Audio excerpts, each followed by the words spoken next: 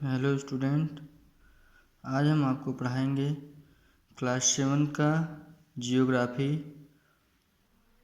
उसका दूसरा लेसन है टू इनसाइड आवर अर्थ। पृथ्वी, हमारी पृथ्वी के अंदर क्या क्या है उसके बारे में बताएंगे आपको हम। इसमें यहाँ पे फिगर्स में दिया गया है, पृथ्वी के अंदर कुछ भागों के नाम दिए गए हैं, कैसे कैसे परत होती हैं। जैसे दिया है इनर कोर। इनर कोर क्या होता है? आंतरिक भाग। आउट कोर बाहरी कोर है। उसके बाद कोर मैनुअल बाउंड्री है। उसके बाद मेटल है और लिथोस्फीयर और क्रस्ट है। सबसे ऊपर क्या है? परपटी है। पहले परपटी है, फिर उसके बाद स्थल मंडल है, फिर क्रोड मेटल है, सीमा है और बाह्य क्रोड है, फिर आंतरिक कोड है। The Earth, our homeland, is a dynamic planet. It is constantly undergoing change inside and outside. दिया हमारी पृथ्वी एक गतिशील ग्रह है। इसके अंदर एवं बाहर निरंतर परिवर्तन होता रहता है। आगे देखते हैं पृथ्वी के अंदर इंटीरियर ऑफ द अर्थ, पृथ्वी का आंतरिक भाग। Just like a onion, the earth is made of several concentric layer with one inside another. The uppermost layer over Earth's surface is called the crust. ये हमारा आंतरिक भाग जो क्या है, एक प्याज की तरह पृथ्वी भी एक ऊपर एक संकेंद्री परतों से बनी है। क्या है? प्याज के जैसे प्याज के कवर होते हैं उसको, उसी तरह हमारी पृथ्वी के भी कई परत हैं। पृथ्वी की सतह के सबसे ऊपरी परत को प्रॉपर्टी कहते हैं। यह सबसे पतली परत होती है। यह महाद्वीपीय संहति में 35 किलोमीटर एवं समुद्री सतह में केवल 5 किलोमीटर तक है। क्या दिया है? About the 35 on continental mass and only 5 kilometre ocean floor.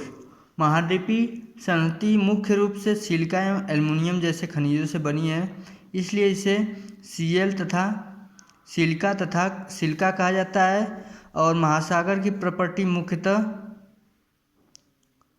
मुख्यतः सिलिका एवं मैग्नीशियम से बनी है। प्रॉपर्टी के ठीक नीचे मेंटल होता है जो 2900 किलोमीटर की गहराई तक फैला होता है। इसकी सबसे आंतरिक भाग क्रोड, सबसे आंतरिक परत क्रोड है। यहाँ पे दिया है 29 kilometre, 2900 kilometre below the crust. आगे दिया गया है rocks and minerals. Rocks and minerals के बारे में जानें। सैल एवं खनिज। हमारे सैल और खनिज कैसे कैसे होते हैं? The earth's crust is made of various types of rocks. Any natural mass of mineral matter that makes up the earth crust is called rock. Rock can be different color, size and texture. There are three major types of rocks: igneous rocks, sedimentary rocks, metamorphic rocks. When the molten magma cools, आगे दिया गया है पृथ्वी की property अनेक प्रकार के salon से बनी है। पृथ्वी की प्रॉपर्टी बनाने वाले खनिज पदार्थ के किसी भी प्राकृतिक पिंड को सैल कहते हैं। क्या कहते हैं? सैल कहते हैं, रॉक्स कहते हैं। सैल विभिन्न रंगों, आकार एवं गठन की हो सकती है। इसके मुख्य प्रकार हैं। पहला है आग्नेय सैल, दूसरा अवसादी और तीसरा कायांतरित सैल है। आगे दिया गया है when the molten magma cools. दिया गया है जब द्रवित मैग्मा ठंडा होकर ठोस हो जाता है, इस प्रकार बने सैल को आग्नेय सैल कहते हैं। इसे प्राथमिक सैल भी कहा जाता है। क्या कहा जाता है? प्राइमरी रॉक्स भी कहा जाता है। आग्नेय सैल दो प्रकार के होते हैं: अंतर्भेदी सैल एवं बहिर्भेदी सैल। Intrusive rocks and extrusive rocks. आगे दिया गया है can you imagine lava coming out from the balconies? Lava is actually fiery red molten magma coming out from the interior of the earth on its surface. When this molten lava comes on the earth's surface, it rapidly cools down the became solid. दिया गया है क्या आप ज्वालामुखी से निकलने वाले लावा की कल्पना कर सकते हैं? वास्तव में आग की तरह लाल द्रवित मैग्मा ही लावा है। जो पृथ्वी के आंतरिक भाग से निकलकर सतह पर आ जाता है। जब यह द्रवित लावा पृथ्वी की सतह पर आता है तब तेजी से ठंडा होकर ठोस बन जाता है। प्रॉपर्टी इस प्रकार से बने शैल को क्या कहते हैं? बहिर्वेदी आग्नेय शैल कहते हैं। इनकी संरचना बहुत ही महीन दानों वाली होती है। उदाहरण के लिए बेसाल्ट, दक्कन पठार बेसाल्ट शैलों से बनी होती हैं। आगे की दिया गया है इंटर्सिव शैल,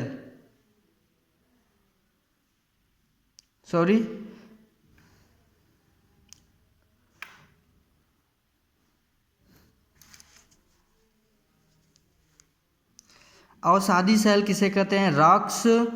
rocks roll down, rock cracks and hit each other and are broken down into small fragments. These smaller particles are called sedimentary. दिया गया है कि अवसाद दबकर एवं कठोर शैल होकर ही परत बनाते हैं। इस प्रकार की शैलों को क्या कहते हैं? अवसादी शैल कहते हैं। जैसे ये अवसाद जल, हवा आदि के द्वारा एक स्थान से दूसरे स्थान पर पहुंचकर जमा कर दिए जाते हैं। ये अदृढ़ अवसाद दबकर क्या बना देते हैं? अवसादी शैल बना देते हैं।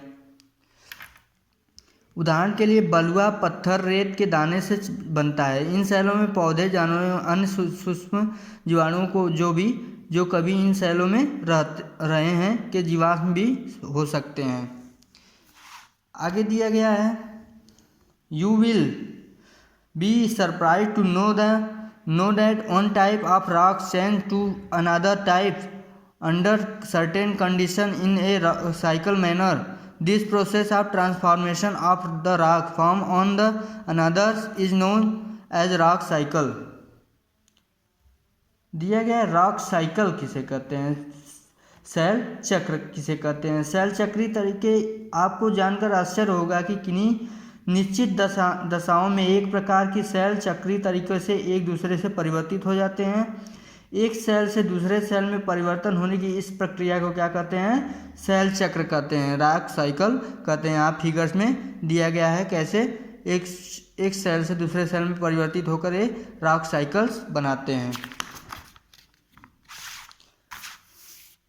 Rock are made up of different minerals. Minerals are naturally occurring substances which have certain physical properties and definite mechanical positions. Minerals are very important to humankind.